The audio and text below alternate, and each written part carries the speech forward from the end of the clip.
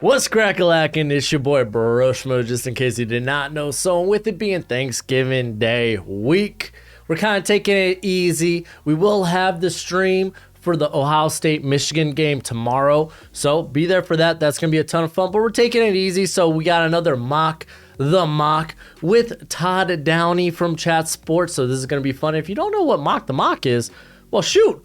Welcome to Mock the Mock, where we take a look at someone else's mock draft, and I'm mocking, giving you my views, thoughts, and opinions. Let's go ahead and switch over. Special thanks to today's sponsor, Underdog Fantasy. If you like weekly fantasy, or maybe just picking teams, over-unders and such, or even player prop bets, check out Underdog Fantasy. Use promo code Broshmo when you sign up, and they hook you up from the get-go, and it helps support the channel. Remember, friends, bet responsibly. But let's go ahead and get into Tom Downey's mock draft here. He is using the current draft order. I went ahead and watched the video so I don't, what do they call it? Slander his points. But let's go ahead and get into this with the first pick, current draft order. Houston Texans taking Bryce Young. By the way, Bryce Young, I think it's the Dr. Pepper commercials. Best commercials. I think this kid could have an acting career. Hold on. I gotta adjust the screen here. There we go. I think this kid could be in acting commercials. Like, he's that good. Like, and he's got one of the best smiles in the world. Really does. But really love his Dr. Pepper commercials where he takes over the kid's family once the kid comes back from school. Top notch. He should be the first pick just for that. But I think he is the best already made quarterback prospect in this class. Size is going to be a thing, of course. Will it be for the Texans, for the Panthers, maybe even the Raiders, for any team that might be picking a quarterback? Could be. So maybe he slides. I don't think he slides past 4, if we're going to be completely honest. But Houston Texans, they're going Bryce Young. And then we have the Carolina Panthers. Let's get them up here. CJ Stroud. We'll jump to Will Anderson. See, this Panther pick's going to be real quick. They need a quarterback. It's not on their roster. CJ Stroud is a top 5 prospect. Typical quarterback size, prototypical quarterback size. He's got an NFL arm. He can make special passes. Panthers, you're taking a quarterback. No doubt. Will Anderson. So really for the Chicago Bears, for me, you could go Jalen Carter, you could go Will Anderson. For me, they're the best 2 non-quarterback prospects in this class. It's a 1A, 1B, or 2A, 2B, depending on where you rate the quarterbacks. So if they want to go Will Anderson, that's A-okay. So they do here. The Raiders are going to go Jalen Carter. Again, 1A, 1B. These are for largely everybody's top 4 prospects in this class. The Raiders do have a bit of a squishy middle, so getting a nice big space eater, the guy that can defeat double teams, that's just a rare athlete for the position. I love it. This is how the top 4 will probably play out. I don't see any of these guys falling, and even in Bryce Young's case, I don't see him falling past 4. Got Gojo peeking here. What's up, buddy? Look, we're doing. I gotta put a yellow scarf on him for the Underdog Fantasy. Have him become the new mascot. All right, let's go ahead and move on to the next set of picks here, starting with the Seattle Seahawks as they go Myles Murphy. I like this. For me, Myles Murphy is that 5th best prospect, so he does go into that top 5. So he would fit here for me. I think a team that just needs more talent at the pass rushing position, and really. We talk about corner, it's a volatile position. You can never have enough good corners. You can honestly say that about pass rush, as we've seen teams like the Bills be like, no, let's bring in as many pass rushers as possible and get to the quarterback, and they do that. They do that. They do that. I don't know if that's English, but that's what I did. All right, the Detroit Lions here go Brian Brazee. In this case, it's like best player available. Some people are high on Brazee, some people are not. If you are, then go ahead and take him. Add in him next to Lee McNeil. Hello, that's sweet. We saw just on Thanksgiving some other participants in the on that defensive line, such as James Houston, who's looking to be a bomb DPR play, like a designated pass rush only guy, who could come in. He had 2 sacks on Josh Allen, came off the practice squad, a guy I really liked at Jackson State. So it was good to see him come in and play, but they obviously could use more horses on that defensive line. All right, on to the Jacksonville Jaguars as they go. Keely Ringo, he will, I guess, in essence, replace Shaquille Griffin, who has been. He hasn't been good, but I don't think he's necessarily been bad. Some people think he's bad. Some people make cases he was benched when he went to. I think he went to either IR or basically he went into concussion protocol, and they were like, "Oh, he got benched." He didn't get benched. To be fair, the 2 games building up until he got put in the concussion protocol wasn't all that great, but still, nonetheless, it's a volatile position.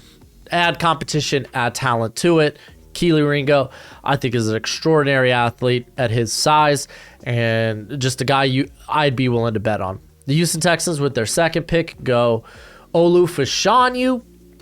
And this one's interesting because they do have Tyus Bowser. I'm trying to think how his contract works right now. Tyus. I misspelled Tyus. Titus. Did I say Bowser? Howard contract. Is he currently in his 5th year option, or is his 5th year option next season? Let's find this out. All right, so his 5th year is next year. So they already went in on his 5th year option, but he is a guy that has been experimented with at the guard position. So like Fashanu, you could bring him in and then move Howard to one of the guard spots. I think he's shown like he can like he's solid enough. I think it was the left guard position he was playing. So like if you think like Fashanu is a guy that's flying up boards, he's in a lot of people's top 10 at this point. For me, I think he's just on the outskirts of my top 10. But if you want to take him there, then that's fine. For me, if Lovie Smith is still the head coach, maybe you want to get a guy that's already more put together as a run blocker, but that doesn't necessarily say you're off on Fashanu for a guy who has all these physical traits. It's a first-year starter that's still putting it together as a run blocker. Doesn't mean if you kind of like project him to be eventually a really good run blocker, which a lot of people will, then you're kind of fine with taking him at this point. So, oh, dude, my stomach got all gurgly. Hopefully y'all didn't hear that. We got Peter Skoronski going to the Pittsburgh Steelers, a guy that can play tackle, that can play guard, that can play center. Gives them all kinds of versatility. I think if you're taking him, you're going to, like, inside the top 10, you're going to be seeing him largely as a tackle. Because if not, man, this is a cat that could fall. That this pick could end up being like Paris Johnson. Yeah, I think if Steelers are taking him, he's playing one of your tackle spots. That's kind of it. Let's see who is going to the Philadelphia Eagles. As it's Tyree Wilson, so they go with the edge prospect, a guy that in terms of movement skills for a guy his size, like 6'6", 275, very good mover at that size. He wins a lot with leverage and strength. However, people will say, oh, he doesn't have that explosive first step, that doesn't have a lot of juice. I don't think his first step is like impressive. I think it's par for his size. People kind of go out like they kind of get hyperbolic with it, be like, oh, it's terrible. I think a lot of it's mistiming. You'll see this guy mistime the snap time and time again. Like he's slow off the snap. In other cases, you'll see false start penalties where he just mistimes the snap. I think it's a timing issue with that first step. But outside of that, this guy has largely been productive. Foot injury going to keep him out for the rest of the season. He should be able to participate in the off-season draft process, though. So I think he's a cat that's going to find himself in the top 15, top 10. So Eagles take him here. I'm kind of cool with that, especially with the top 2 interior prospects off the board. All right, the Philadelphia Eagles go. Who are they going? I think it's Bijan. Yeah, it's Bijan Robinson. James Conner, they could probably get a James Conner contract, if not, probably after next season, which is fine. But it's like, for me, 11, it's a bit spicy, especially for a team that, okay, pass rush is not there, but like your secondary, like your corner position, so just underwhelming, needs more talent and competition with literally, like, we talk about guys like Joey Porter, Christian Gonzalez, Cam Smith. With those guys still on the board, and they're kind of in the shuffle here of being who's the first corner off the board, you probably go that way. I would go that way, at least if I were the Cardinals. And, like, Bijan's talented and all, but still, at the end of the day, he's a running back. It's a devalued position at this point, though it is starting to pick up more value as teams empty the box to take care of the pass. So it's starting to find some value. It really depends on the offense. Again, Cardinals, maybe they get rid of Cliff Kingsbury after this season. So we'll see. And then we got the Green Bay Packers going. Michael Mayer, I like this because Robert Tonyan is a free agent after the season. This is a team that does like their 2 tight end sets. That's why we see a lot of Mercedes Lewis in there. Michael Mayer is a guy that can be a consistent chain mover and a very good run blocker. So I don't care who's playing quarterback next year for the Packers. Is a team that typically doesn't go with wide receiver in the first round. So I think Michael Mayer, like a guy that should be talked about as a top 10, top 15 pick. The question is, will he go? All right, Detroit Lions with their second pick get Joey Porter. So I like this. They add an edge. No, they add an interior player in Brian Brazee. And then you go ahead, you add that corner to play opposite of Jeffrey Okudah. I think that's nice. Joey Porter, he's got the length. He's got the athleticism. He plays with physical mentality, and you love that. So he goes here. So a lot of people probably would expect this next pick to be Will Levis. Is in fact not Will Levis. They go with Paris Johnson. Again, for the most part, not a lot of us are that high on Will Levis, or at least when it comes, there are people. There's going to be the camp that, hey, he's got tools you really just can't pass up on, which I think is true. But then it's like, okay, but still, he's such a poor decision maker at this point. Do you really want to like roll the dice on that? Again, a lot of coaches are going to believe they can, so that's why I think he goes earlier than where I would take him. So like this pick 14 kind of makes a lot of sense to take Will Levis, but also we know the left tackle position is not for sure there at Indy, so getting Paris Johnson would be clutch. All right, I don't remember what he did for the Atlanta Falcons here. Nolan Smith. Okay, Nolan Smith missing the rest of the season with a torn pectoral. He will, at least with the timetable, he should miss the off-season draft process, so no combine, no Pro Bowl, no Pro Day. So I don't know if he will go that high necessarily, but this is a team that is looking for a nice DPR option. And Nolan Smith can be that and more with how good he plays the run. He's a guy you can keep on the field all 3 downs. A guy whose pass rush win rate this year was 25%. That's very good. So I think with Nolan Smith, you're not going to see him at the beginning or middle of the first round. I think if he does make it in the first round, it's going to be somewhere in the 20s. But here he is going to Atlanta. And we got Jordan Addison going to the Chargers. I think this is actually one of the best picks, like in terms of team, scheme, what they're looking for, and prospect. So I love Jordan Addison in terms of like this team with Guyton, they took those downfield shots. Not so much, especially with Mike Williams not being that healthy this season, and he's a different type of vertical threat.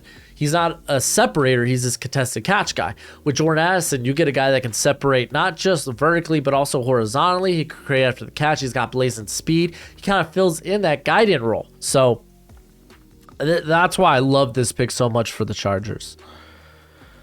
All right, Washington football. Y'all ain't the football team anymore. Y'all the Commanders. What am I saying? Get your comrags out.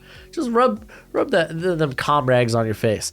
Anyway, we got Will Levis. So again, I firmly believe Will Levis definitely ends up in the top 20. Most definitely. Actually, in terms of a prospect, I think I have him just outside the top 20. Maybe he's prospect 20. I don't know. I'll have a big board for y'all next week. I'll do a video for y'all with my current big board. I'll probably only do a top 100 because so much is changing. But the Commanders could be a team, depending on how they feel about Sam Howell, where he is in terms of his development. You know, Taylor Heineke, he's a fine backup, but he's not a guy you want as a consistent starter year in and year out. He is prone to the like, oh my gosh, dude, what are these decisions? I think he has like 3-time big time throws to 11 turnover worthy plays on the season. So you know this guy's a fine backup, but going forward, you don't want him to be your quarterback. Will Levis can be that. Like, he's got the insane tools, the play strength, the mobility, the arm strength, the velocity, the zip, the quick release. He's got all that. He comes from an NFL offense or an NFL ready offense, really, when you look at his past 2 coordinators. So, like, there's a lot to love about Will Levis. It's just the decision making that's really people are getting stuck on, which is fair. So Will Levis, he will go in the top 20. Where that is, who knows? Who knows? All right, where to? All right, the Jets, the other New York team, they're going with Broderick Jones, another landing spot for a quarterback. That's right, I said it. I like this, man. This is a team that wants to and loves to run the football, especially when they get Breece Hall back next season. You come in, you add a tackle. You don't know what Mekhi Becton is going to be when he comes back.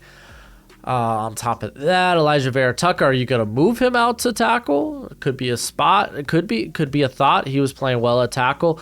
Max Mitchell's seen a lot of play. Anything that makes you think he's going to be the start? Not necessarily. Dwayne Brown's up there in dog years, so tackle makes a ton of sense, especially with the type of tackle that Broderick Jones is. A guy coming from a run-heavy offense, wide, thick frame, strong as Atlas. All right. Tampa Bay Buccaneers go Cam Smith. This one's kind of obvious because Sean Murphy-Bunting, Jameel Dean, both free agents. Do they bring one back? I don't know if they could even bring. I don't even think they could bring one back. They might lose both in free agency. So with the cornerback value kind of like falling down here, Cam Smith would be a great pickup. The Denver Broncos are going DeJuan Jones. This is a guy that's sneaking into a lot of people's first rounds, and for good reason. This guy is everything that the NFL wanted Daniel Falele to be last year during the process. Because this cat is much better. He literally knows what he's doing. I like how he moves at his size, and he really is a guy that is just dominant, man. You love his mentality. So if he sneaks in the first round, man, watch out. Like, he's playing really good football. Can't wait to see him in this Michigan game. That's why I'm super excited for this Michigan game. See that D-line go against the offensive line for Ohio State, which is exceptionally good. We haven't talked about Luke, Whippler yet, the center, who's probably a day 2 guy.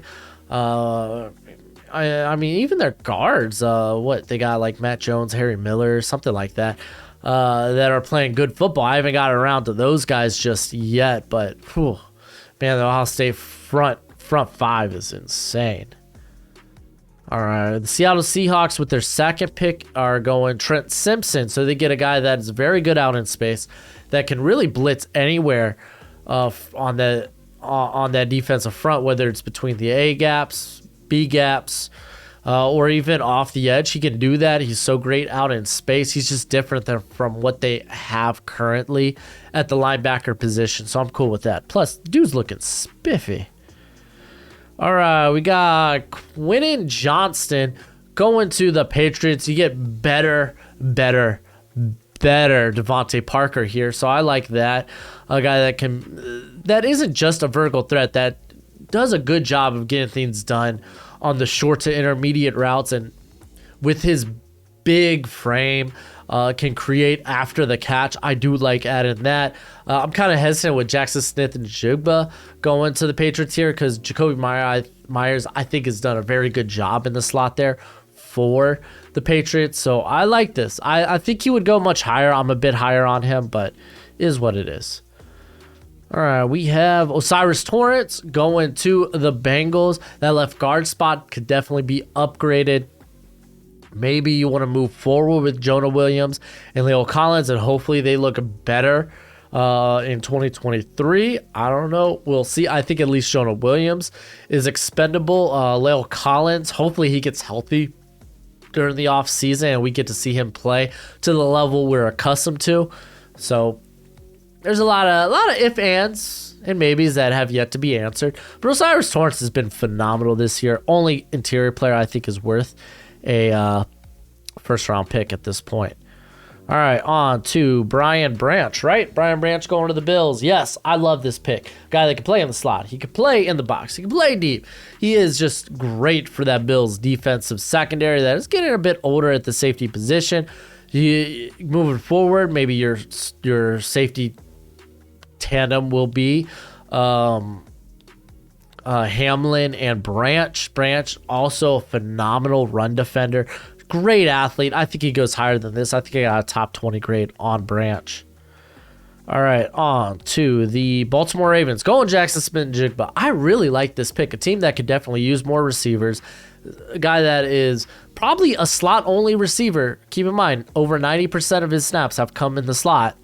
And he isn't exactly a high-end athlete, so you don't think he'll necessarily work out on the outside. More a guy that's probably in the Cooper Kupp mold that can create after the catch, and he's a phenomenal run blocker. So I think the Ravens would love that. All right, the Tennessee Titans. Not yet on to the Giants.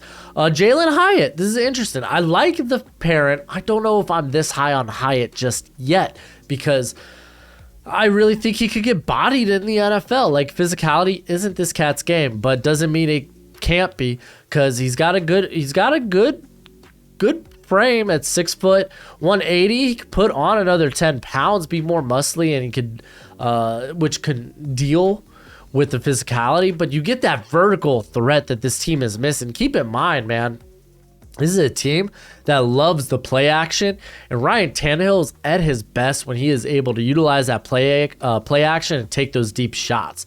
That's why you see a guy like Nick Westbrook, I forget the rest of his name, that does well occasionally game to game, but you get maybe a more consistent threat here in Jalen Hyatt. So I don't mind this. Jalen Hyatt, I think, is just inside my top 50. So here at the back end of the first round, you're probably willing to roll the dice on a guy that's in your top 50. Maybe not necessarily in your top 30, though. All right, Dallas Cowboys. They go Jalen Jones. Okay, admittedly, in the video, Downey said he's probably higher on him than the general draft community. I think Mike Renner has him as a top 20 guy. I'm just outside of that. Where do I have? Like, he's not too far from where he goes here on my board. A guy that I don't think is going to be like an extraordinary athlete when he tests out, but a guy that's so good, like great build, so good when you play him in press,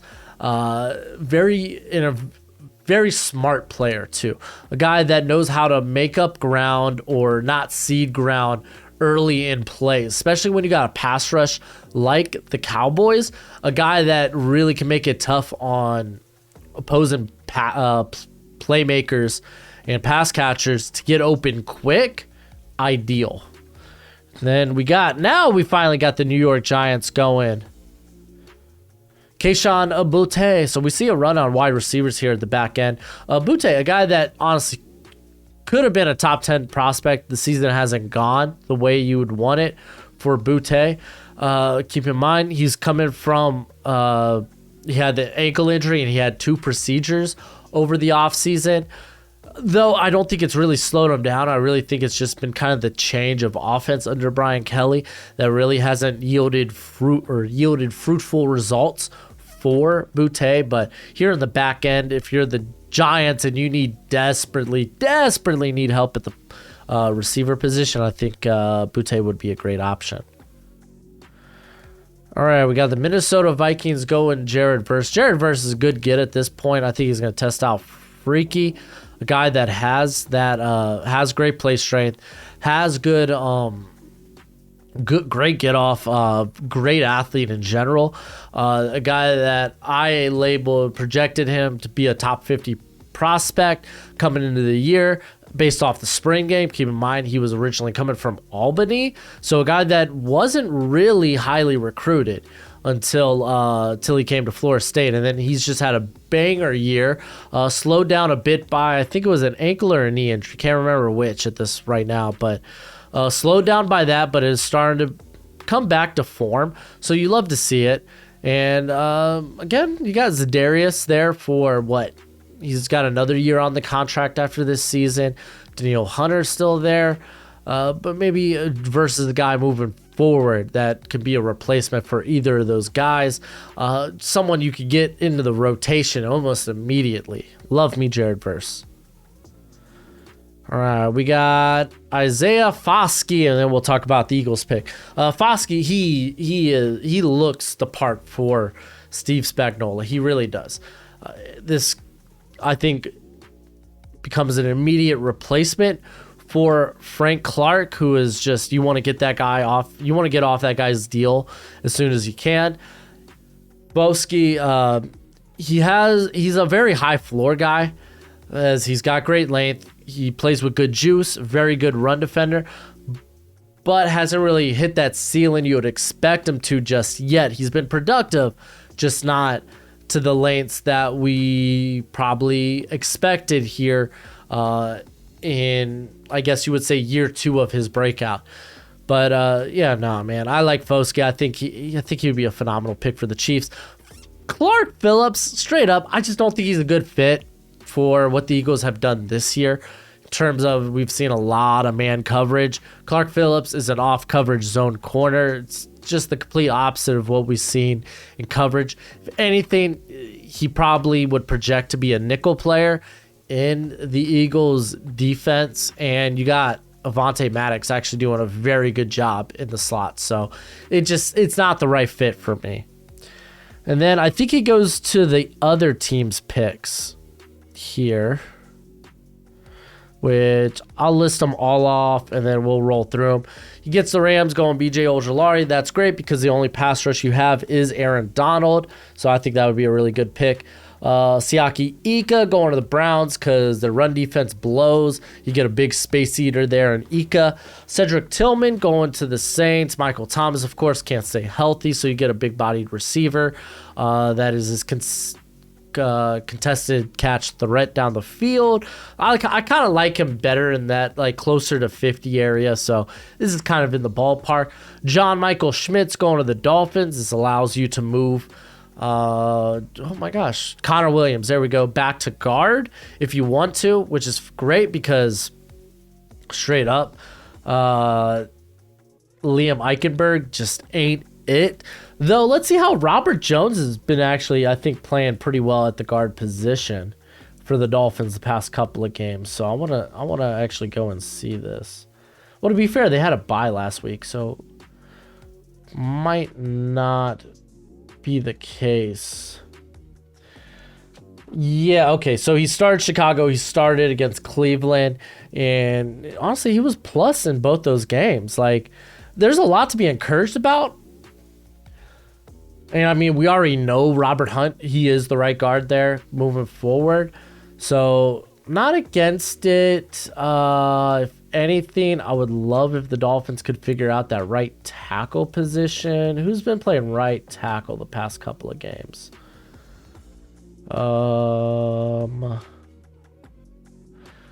Let's see. Yeah, we haven't seen Austin Jackson since the beginning of the year. So it's like we don't have necessarily a good read of Austin Jackson. We have seen Brandon Shell, but Brandon Shell is more of this just veteran player that you could upgrade at any time. So maybe we're looking right tackle. Maybe the Dolphins are looking right tackle rather than the interior. And then we got Oluwatimi going to the Niners. This is like back end of the day 2. This is just a very good power setter coming out of Michigan, former Virginia prospect. Not the greatest movement skills, but I don't think it eliminates him from going to a team like the Niners. I think they're good enough. I still see him as early day 3 rather than here back end of day 2, but kind of is what it is. And then he has guys that just missed the cut of the first round, and we'll go over those guys. So we got Andre Carter. I really do think he ends up being like a early second round pick, just because it's kind of you're blindfolded and you're throwing a dart at a dartboard, hoping to hit a bullseye, because he's got all the traits to be this monster. It's just you need to kind of put it all together. He's unpolished going into the NFL. He's a guy that you need to get him in an NFL weight room, and you just know he's a project going forward. Felix Anudike-Uzomah has had a very productive year. Might not be in terms of athlete. He might not be on par with some of the other prospects in this class, though I think he's still good enough to warrant at least like a day 2 selection. Then you got Zach Harrison, who's just going to blow up the combine. We know what this guy is. He's a freak that seems to be starting to put it together at the tail end of this season. So we'll see. Emmanuel Forbes, absolutely love him. 6 pick sixes throughout his career. I think ideally this guy goes to maybe like a press zone heavy scheme, but I don't think that eliminates him from maybe more man heavy schemes. You just know this guy's exceptionally good in zone, and that's Mississippi State. They run a lot of zones. So, and then Antonio Johnson, man, another guy that might not test out freaky, but he's huge. This dude's massive. He's a big slot or an ideal split high safety option. Another guy that's a very wise player, uses his length so really dictate where quarterbacks will go with the football. Have him as safety too. So another guy we might see at the tail end of the first round or maybe even the beginning of the second. But overall, let me know what you think in the comment section below. That's it for the video. Go ahead, do that YouTube thing. And as always, till next time, hopefully tomorrow, we got the live stream. I'll see you later. That's not how I end videos.